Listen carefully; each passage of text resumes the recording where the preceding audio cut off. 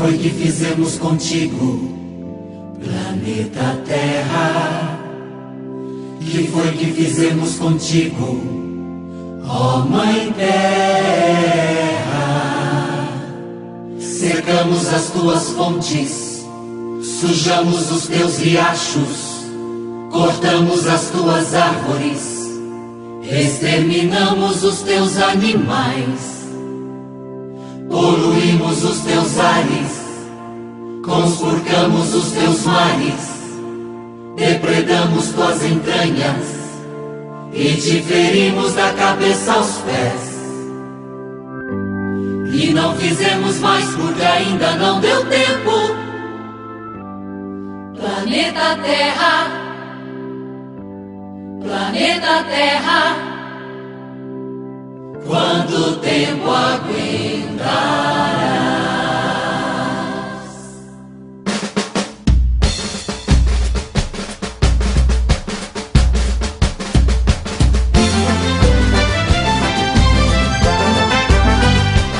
Que o Senhor, dono da vida, toque a mente dessa gente e te mata lentamente, que não tem nenhum respeito, que não sabe conviver. Que o Senhor, dono da vida, nos eduque todo dia pra viver em harmonia, com o verde, com as águas, é assim que tem que ser.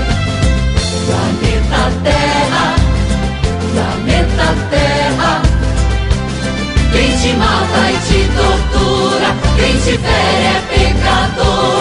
Quem te mata e te tortura, não respeita o Criador.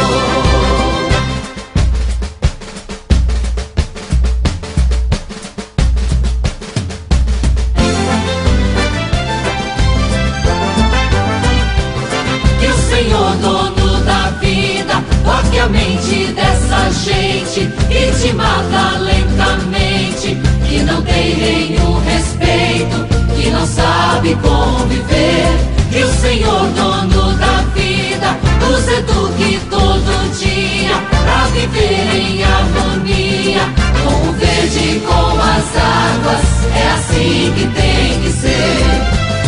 Planeta Terra, planeta Terra, quem te mata e te tortura, quem te fere é pecador. Quem te mata e te tortura, não respeita o Criador.